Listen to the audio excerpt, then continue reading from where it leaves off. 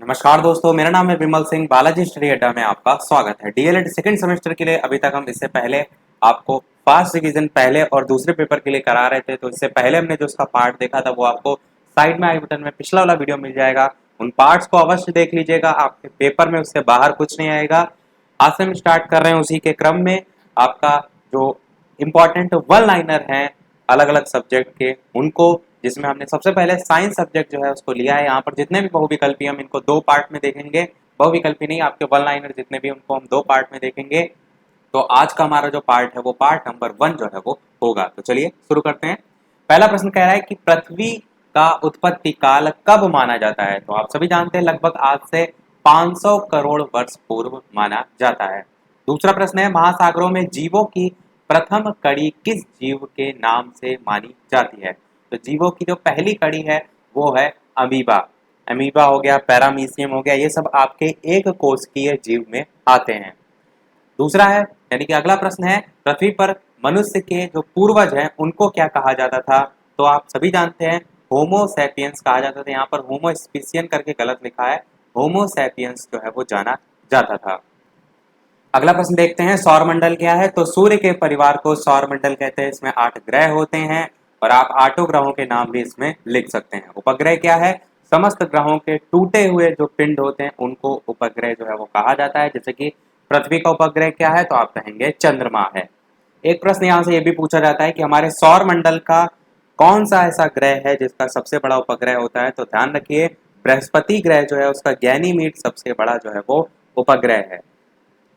तो ध्यान रखिएगा, बृहस्पति का उपग्रह जिसका नाम है गैनीमीड वो सौरमंडल का सबसे बड़ा उपग्रह है। अगला प्रश्न है, सूर्य का व्यास तथा भार क्या है। तो सूर्य का व्यास यहाँ पर इकाई, दहाई, सैकड़ा, हजार, 10,000, लाख, 10 लाख यानी कि 13,93,000 किलोमीटर तथा भार की बात करें तो 2.19 गुणे 10 की पावर 27 टन है। अगला प्रश्न है कि सूर्य की पृथ्वी से दूरी कितनी है। तो कितनी है, दूरी है आपकी 14.96 करोड़ किलोमीटर। नेक्स्ट क्वेश्चन है आपका कि सौरमंडल का सबसे बड़ा ग्रह कौन सा है। तो कौन सा है, बृहस्पति ग्रह है। अगला है, सौरमंडल का सबसे छोटा ग्रह कौन सा है। तो ये जो है वो बुध ग्रह है। नेक्स्ट क्वेश्चन है कि पृथ्वी का उपग्रह कौन सा है। तो मैंने अभी बताया था आपको कि पृथ्वी का उपग्रह चंद्रमा है। नेक्स्ट है कि आकाशगंगा क्या है। तो आकाशगंगा असंख्य तारों का विशाल पुंज है जिसमें अधिकांश तारे आंखों द्वारा दिखाई नहीं देते हैं। यूनानी भाषा में हम इसे गैलेक्सी के नाम से भी जो है वो जानते हैं। ये चीज ध्यान में रखिएगा। अगला कह रहे हैं सौरमंडल के ग्रहों के नाम। तो यही मैंने कहा था, बुध, शुक्र, पृथ्वी, मंगल। इनका सीरियल भी आपको पता होना चाहिए। बुध शुक्र पृथ्वी मंगल, बृहस्पति, शनि, अरुण, वरुण। प्रश्न यहाँ से और कैसे कैसे पूछे जा सकते हैं। जैसे सूर्य जो है इसके सबसे नजदीक ग्रह कौन सा तो है, आप कहेंगे बुध। इसी प्रकार दूर के संबंध में पूछा जा सकता है। इसी प्रकार पृथ्वी के सबसे नजदीक कौन सा ग्रह है, शुक्र, मंगल, इसके संबंध में पूछा जा सकता है। और भी ग्रहों से बहुत से प्रश्न आते हैं, पर आपको ये सारी चीजें नॉर्मल पता होना चाहिए। सीरियल आपको अवश्य पता होना चाहिए। सीरियल का मेन रीजन क्या है पता होने का, कि स्टार्टिंग के जो यहाँ पर आप ग्रह देख रहे हैं इन चारों को, यानी कि बुध, शुक्र, पृथ्वी, मंगल को आंतरिक ग्रह के नाम से जाना जाता है और बाकी जो लास्ट के 4 हैं इन्हें हम बाह्य ग्रह के नाम से जानते हैं। अगला है तारामंडल क्या है। तो कुछ तारे क्या हैं, सुंदर आकृतियों के रूप में व्यवस्थित होते हैं। इन आकृतियों को तारामंडल जो है वो कहते हैं। इजी सा प्रश्न है। अगला कह रहा है आकाशगंगा के जो तारामंडल है उनके नाम बताइए। तो ये आपको याद होने चाहिए कौन कौन से होते हैं। एक वृश्चिक हो जाएगा, एक ओरियन हो जाएगा, एक सप्तऋषि हो जाएगा, एक कृत्तिका हो जाएगा। इस प्रकार से आपके सभी नाम हो जाएंगे। अगला कह रहा है कि छाया क्या होती है। तो जब किसी अपारदर्शी वस्तु को प्रकाश जाने वाले मार्ग में रख देते हैं तो वस्तु प्रकाश को आर पार से रोक देती है। कोई भी चीज ले लीजिए, जैसे कि ठोस है, जैसे बॉल है, ठोस है, इसके आर पार जो है कह सकते हैं प्रकाश नहीं जा सकता। इधर से जब आपका प्रकाश आएगा तो क्या होगा, ये इसको आर पार तो जाने नहीं देगा, उसको प्रकाश को रोक देगा, जिससे वस्तु के दूसरी ओर जो पिछला वाला भाग होता है, दूसरी ओर जो कि आपका प्रकाशहीन क्षेत्र बन जाता है, इसी प्रकाशहीन क्षेत्र को वस्तु की छाया कहते हैं।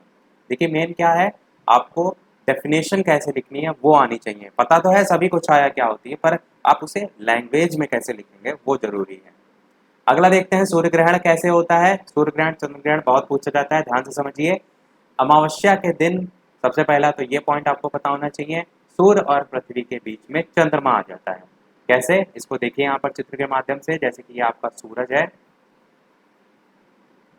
और इसके यहाँ पर पृथ्वी है, पी से मैं लिख देता हूँ, पी से आपका पृथ्वी, और इन दोनों के बीच में क्या आ जाता है, चंद्रमा आ जाता है। तो आप सी से चंद्रमा को दर्शा सकते हैं समझने के लिए। तो क्या होता है, जब सूर्य का प्रकाश आता है, बीच में जब चंद्रमा यहाँ पर आ गया, तो क्या यहाँ पर जो प्रकाश जा रहा है, अभी हमने छाया पढ़ा था, तो ये वाला भाग तो अंधेरे में ही रहेगा। अगर यहाँ पर से कोई व्यक्ति देख रहा है सूरज को, तो उसके लिए तो अंधेरा होगा। तो यानी कि उसके लिए क्या होगा, सूर्य में ग्रहण लग जाएगा। ग्रहण का मतलब ही होता है, तो सूर्य ग्रहण कब होता है, जब आपका सूरज और जो पृथ्वी है उसके बीच चंद्रमा आ जाता है।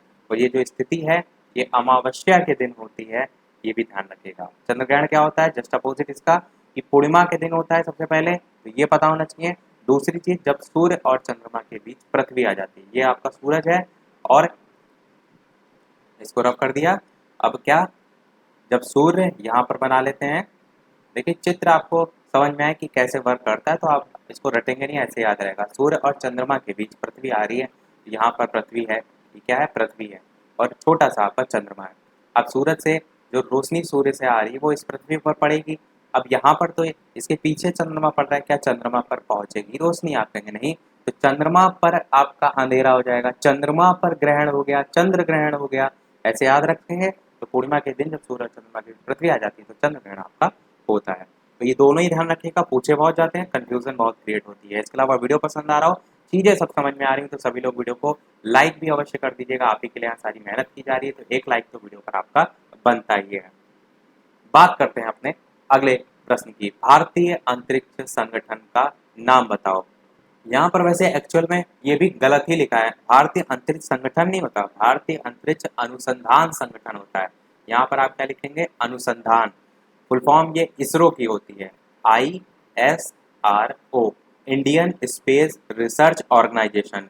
स्थापना पूछी जाए तो आप क्या कहेंगे, 15 अगस्त 1969 में इसकी स्थापना हुई थी। चलिए सन लिख भी देता हूँ मैं, 1969 और साथ में 15 अगस्त।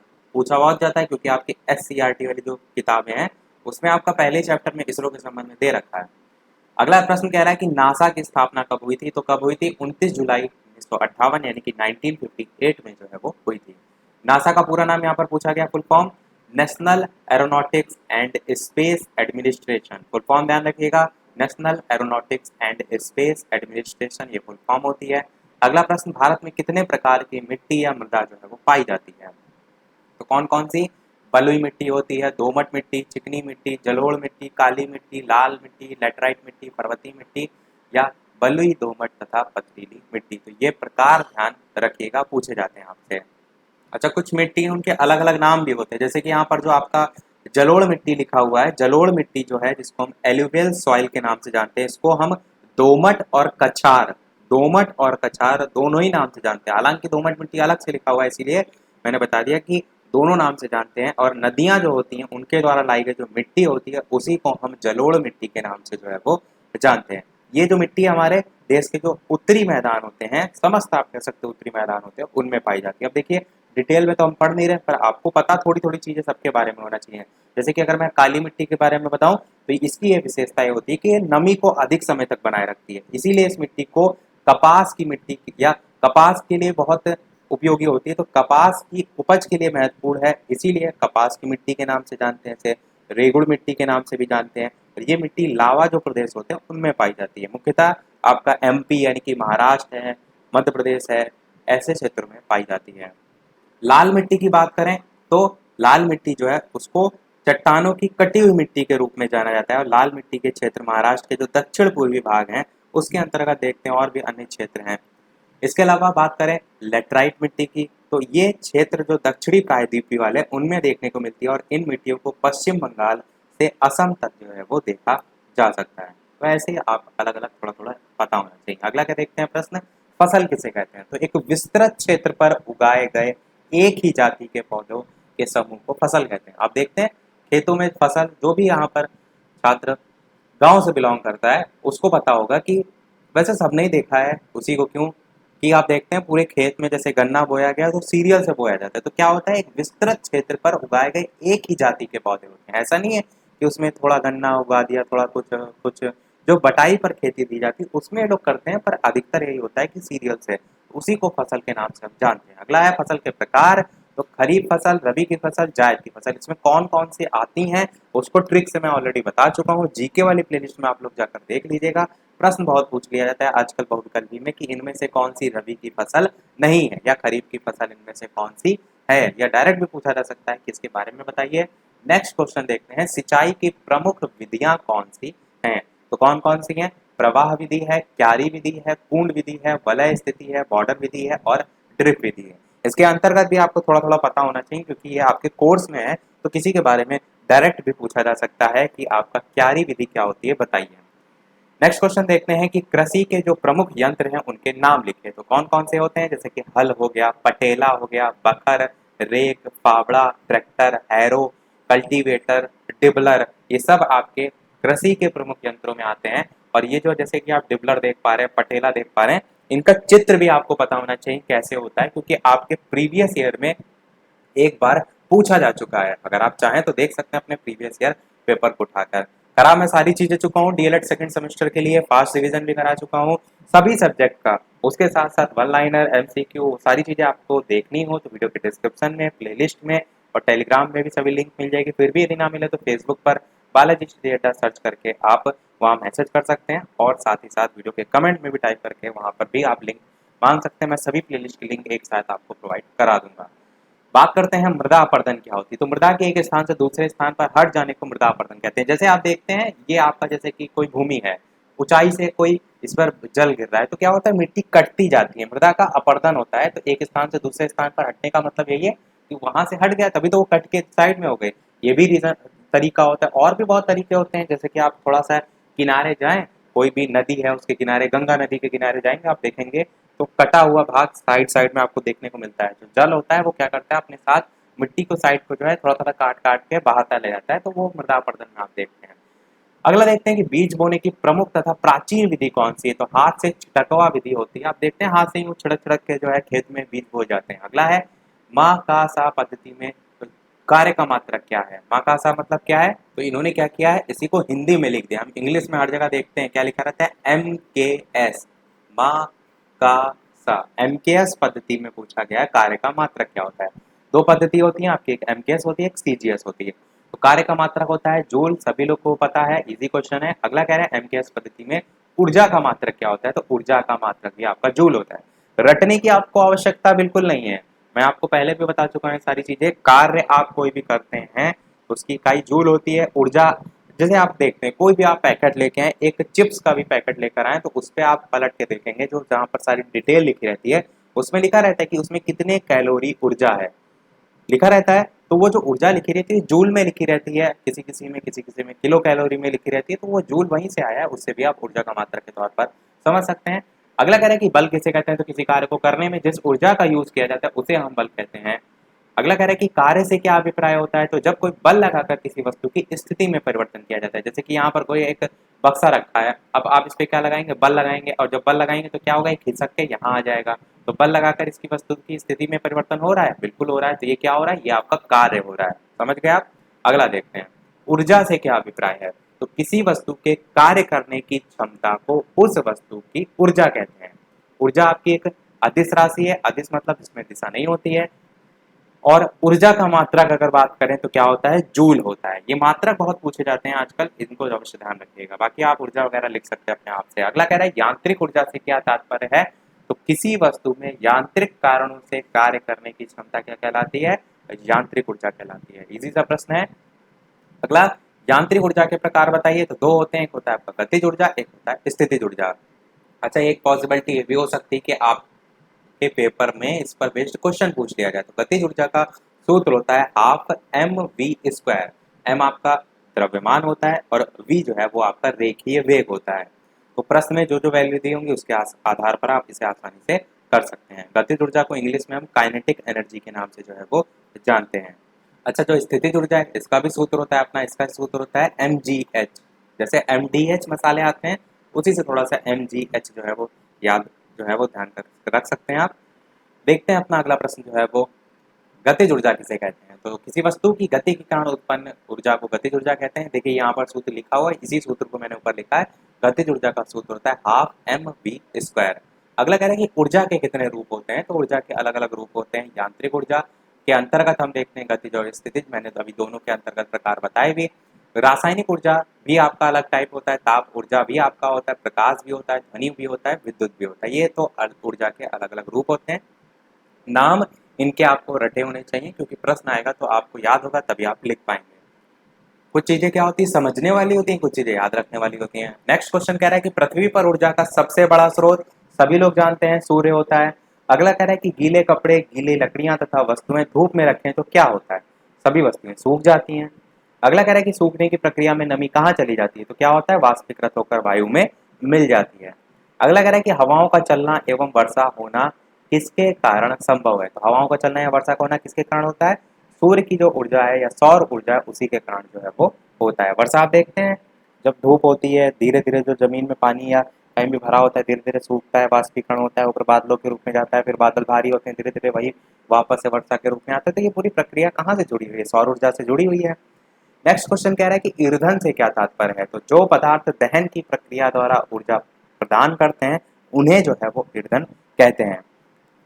अगला प्रश्न है कि परिवहन के साधन मुख्य रूप से किस पर जो है वो निर्भर करते हैं, तो परिवहन के साधन जो है वो पेट्रोलियम उत्पादों पर निर्भर जो है वो करते हैं। एक चीज मैं आपके साथ और यहाँ पर शेयर करना चाहूंगा, थर्ड सेमेस्टर के जो स्टार्टिंग के चैप्टर हैं साइंस के, उसको थोड़ा सा जरूर देख लीजिएगा, क्योंकि जैसे पिछले अभी तक जितने भी पेपर हुए हैं तो उनमें ऐसा देखा गया है कि नेक्स्ट जो सेमेस्टर है उसके स्टार्टिंग के जो चैप्टर वहां से प्रश्न पूछे जाते रहे। मैंने पिछले 2017 बैच में यही चीज़ देखी थी, 2018 में भी यही देखी है, तो 2019 बैच में भी पूरी पूरी संभावना है। एक्सपीरियंस से मैं आपने बोल रहा हूँ, इसीलिए आप क्या करिएगा, मैथ में भी यही सेम चीज़ है। तो स्टार्टिंग का थर्ड सेमेस्टर का पहला चैप्टर रेशियो और प्रोपोर्शन यानी अनुपात समानुपात है, उसकी प्रैक्टिस कर लीजिएगा। पढ़ा मैं सारी चीज़ें चुका हूँ। बालाजी स्टडी अड्डा थर्ड सेमेस्टर मैथ सर्च करेंगे पूरी प्लेलिस्ट मिल जाएगी, सेकंड सेमेस्टर मैथ सर्च करेंगे बालाजी स्टडी अड्डा पूरी प्लेलिस्ट मिल जाएगी, तो देख लीजिएगा। नेक्स्ट क्वेश्चन कह रहा है विद्युत ऊर्जा का उपयोग कहाँ होता है, तो पंखा, मशीनों, फ्रिज, टीवी, कूलर आदि सभी लिख सकते हैं। बायोगैस से क्या तात्पर्य है, गोबर गैस प्लांट से उत्पन्न जो गैस है उसे बायोगैस कहते हैं। नेक्स्ट क्वेश्चन है अनवीकरणीय स्रोत कौन से होते हैं, ये आपका क्वेश्चन इंपॉर्टेंट है। ऊर्जा के सीमित स्रोत इन्हीं को हम कहते हैं। तो ऊर्जा के ऐसे स्रोत जिन्हें पुनः प्राप्त नहीं किया जा सकता, जैसे कि आपका कोयला हो गया, यहाँ पर क्या लिखा है, पत्थर का कोयला अच्छा लिखा है, डायरेक्ट भी आप कोयला कह सकते हैं। पेट्रोलियम उत्पाद हो गया, ऊर्जा के सब क्या है, सीमित स्रोत है, मतलब क्या है, इनका आप यूज करेंगे, दहन करेंगे, एक समय बाद खत्म हो जाएंगे, इसीलिए ये सीमित मात्रा में उपलब्ध है, इसीलिए इन्हें सीमित स्रोत के नाम से भी जाना जाता है। एक और होता है, वो होता है नवीकरणीय स्रोत, जब छोटा जो आपका लगा है ये नहीं लगा होता है। नवीकरणीय स्रोत क्या होते हैं, ऊर्जा के ऐसे स्रोत जिन्हें प्राप्त पुनः किया जा सकता है। वो क्या, जैसे कि आपकी सूर्य की रोशनी कभी तो अंत नहीं होनी, अनंत तक है, तो ये आपके दोनों के एग्जाम्पल आप याद रख सकते हैं। अगला है आवासन विधि नहीं होता है, आसवन विधि होता है। यहाँ पर थोड़ा सा देखिए मिस्टेक है, सा आपका इधर होगा और वाह उधर होगा।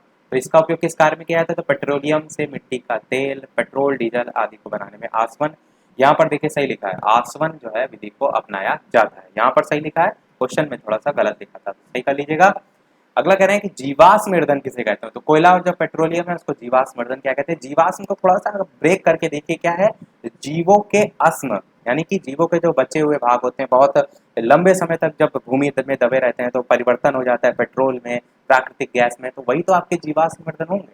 नेक्स्ट क्वेश्चन कह रहा है कि ऊर्जा के असीमित स्रोत, यही चीज मैंने ऊपर बताई थी, नवीकरणीय स्रोत जो कि आपका भविष्य में कभी समाप्त ना होने वाले, असीमित है, असीमित है, जैसे कि वायु है, जितनी भी मर्जी ले लीजिए सब अनलिमिटेड है, जल है, बायोगैस है। जल यहाँ पर अनलिमिटेड क्यों लिखा है, क्योंकि जल आपका अगर पीने योग्य देखा जाए तो उसकी लिमिट है, पर अगर वैसे देखें तो समुद्र में भरा पड़ा है, जितना भी यूज कीजिए। ये सारे आपके स्रोत हैं, इन्हीं को ऊर्जा के असीमित स्रोत कहते हैं। अगला क्वेश्चन देखते हैं, रुधिर को ऊर्जा कहाँ से प्राप्त होती है, तो रुधिर को ऊर्जा कहाँ से प्राप्त होती है, भोजन से प्राप्त होती है। रुधिर मतलब हमारा ब्लड, और जो भी हम खाना खाते हैं वो डायरेक्ट नहीं होता है, वो सारी चीजें जो प्रक्रिया होती हैं, क्योंकि बात तो हम यहाँ पर वन लाइन की कर रहे हैं तो मैं शॉर्ट में इसलिए कह रहा हूँ कि प्रक्रिया जो होती है उसके बाद जो भोजन है उसी से हमको ऊर्जा प्राप्त होती है। अगला कह रहा है कि जीवन के अस्तित्व को बनाए रखने के लिए कौन से साधन आवश्यक हैं, तो अस्तित्व के लिए भोजन, कपड़ा, मकान। एक पिक्चर भी इससे पहले आपने सुनी होगी, रोटी, कपड़ा और मकान, बस वो तो चीज आप सबसे मेन कह सकते हैं, बेसिक नीड है। उसके बाद यातायात, शिक्षा, मनोरंजन के साधन, ये सभी जो है आपके आवश्यक हैं। अगला प्रश्न देखते हैं, और जिनको टाइमिंग नहीं पता मैं यहाँ पर थोड़ा सा बता देता हूँ। दोपहर के 3 बजे की टाइमिंग है। संख्या अभी तक इतनी ज़्यादा नहीं है डीएलएड सेकंड सेमेस्टर की, फोर्थ सेमेस्टर के कंपैरिजन में, इसलिए अभी तक 1 ही क्लास यानी कि एक ही क्लास चल रही है। आगे यदि संख्या ज़्यादा होगी तो हम क्या करेंगे, उसके अनुसार समय जो है उसको 2 भी बार किया जा सकता है। जैसे कि अगर फोर्थ सेमेस्टर की टाइमिंग है सुबह 11 बजे और शाम के 8 बजे 2 हो रही है। वैसे शाम के 8 बजे डीएलएड फोर्थ सेमेस्टर की अकेले क्लास नहीं है, वो क्लास सेकंड सेमेस्टर की भी है, क्योंकि मैंने जो थंबनेल है उस पर स्पष्ट तौर पर लिख रखा है वो दोनों ही सेमेस्टर में चीजें पूछी जाती हैं। अगला देखते हैं प्रश्न, वैकल्पिक ऊर्जा के कौन कौन से स्रोत हैं। तो सौर ऊर्जा, गतिमान वायु, जल, समुद्री ज्वार भाटा, जैव मात्रा यानी कि बायोमास, ये सब वैकल्पिक ऊर्जा के साधन है। कहने का मतलब है वैकल्पिक ऊर्जा के साधन वो होते हैं जब एक पर्टिकुलर साधन का आप यूज कर रहे हैं और उसके विकल्प में और साधन मौजूद हो, जिसको आप असीमित स्रोत के तौर पर भी देखते हैं, तो वो आपका इसमें आ जाएगा। अगला कह रहा है सोलर सोलर कुकर से आपका क्या आशय है। तो सौर ऊर्जा को ऊष्मा के रूप में एकत्रित करके इसको सोलर कुकर द्वारा भोजन पकाने में उपयोग करते हैं। ये पूरी आपकी प्रक्रिया दे रखी कोर्स में, आपको पता होना चाहिए कैसे आपका जो है पूरा बनता है। जो एक इसका स्ट्रक्चर होता है, उसमें कहाँ पर शीशा लगाया जाता है, कौन सी रंग की फिल्म लगाई जाती है जिससे प्रकाश अवशोषक होता है, और ये सारी चीजें। अगला क्वेश्चन दे रखा है, सौर सेल यानी कि सोलर सेल किसे कहते हैं। तो सूर्य की प्रकाश ऊर्जा को विद्युत ऊर्जा में, वही तो होता है कि जो सूरज की रोशनी होती है उसी को विद्युत ऊर्जा में बदलने की जो युक्ति होती है उसी को सौर सेल कहा जाता है। अधिक संख्या में विद्युत धारा प्राप्त करने के लिए अधिक संख्या में सोलर सेलों को जोड़ा जाता है, जिसे हम सोलर पैनल कहते हैं। बहुत सी ऐसी जगह हैं जहाँ पर ये यूज भी किया जाता है और बहुत से लोग घरों में भी लगवाए हैं। कहीं ना कहीं ये ज़्यादा अच्छा है अगर आप देखें लंबे टाइम के रन के लिए। वैसे आप देखेंगे तो बिजली का बिल आपका जो आता है, अगर इसको लगा लेंगे तो इसका जो पैसा है वो वसूल होगा, पर लंबे टाइम में होगा। बाकी जिसको जो सही लगता है वो करता है। अगला है, सोलर पैनल का प्रयोग विशेष रूप से कहाँ किया जाता है। तो दूरस्थ जो ग्रामीण क्षेत्र हैं जहाँ पर बिजली नहीं है, विद्युत नहीं है, तो वहीं तो यूज होता है। वहाँ रोशनी, रेडियो, टीवी, जल पंप आदि चलाने के लिए सोलर पैनल का यूज विशेष रूप से जो है वो किया जाता है। अगला प्रश्न है, पवन ऊर्जा क्या है। तो वायु जो है उसके गतिशील होने से उत्पन्न गतिज ऊर्जा को पवन ऊर्जा जो है वो कहते हैं। सिंपल सा प्रश्न है, आसानी से आप कर लेंगे। अगला प्रश्न है आपका कि क्या जल ऊर्जा का स्रोत है। तो आप कहेंगे बहते हुए जल में गतिज ऊर्जा होती है, इस गतिज ऊर्जा को जल विद्युत संयंत्र द्वारा विद्युत ऊर्जा में बदला जाता है। इसी प्रकार बहता हुआ जल ऊर्जा का स्रोत है। एक प्रश्न यहाँ से इस टाइप से भी पूछा जा सकता है कि इसमें से कौन सा ऊर्जा का स्रोत है। तो ऑप्शन में आपको दे दिया जाएगा बहता हुआ जल, तो वहां पर आप पहचान लीजिएगा।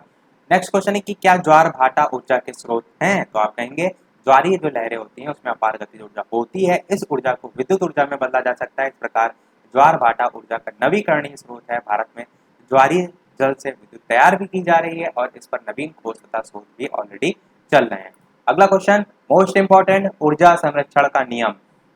ऊर्जा जो है ना तो नष्ट होती है ना तो कह सकते हैं उत्पन्न की जा सकती है, केवल और केवल क्या होता है, इसे एक रूप से दूसरे रूप में परिवर्तन किया जा सकता है। यही आपका ऊर्जा संरक्षण का नियम होता है। तो क्या लिखा है इसमें, ऊर्जा का विनाश नहीं होता, केवल एक प्रकार की ऊर्जा का दूसरे प्रकार की ऊर्जा में परिवर्तन होता है। ऊर्जा ना तो उत्पन्न की जा सकती है और ना ही नष्ट, अतः ब्रह्मांड की समस्त ऊर्जा सदैव नियत रहती है। ये भी पॉइंट में इंपॉर्टेंट है कि सदैव नियत रहती है।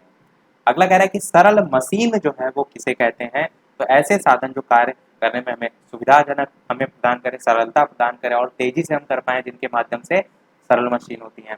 सरल मशीन का एक उदाहरण प्रस्तुत कीजिए, जैसे कि चाबी हो गया।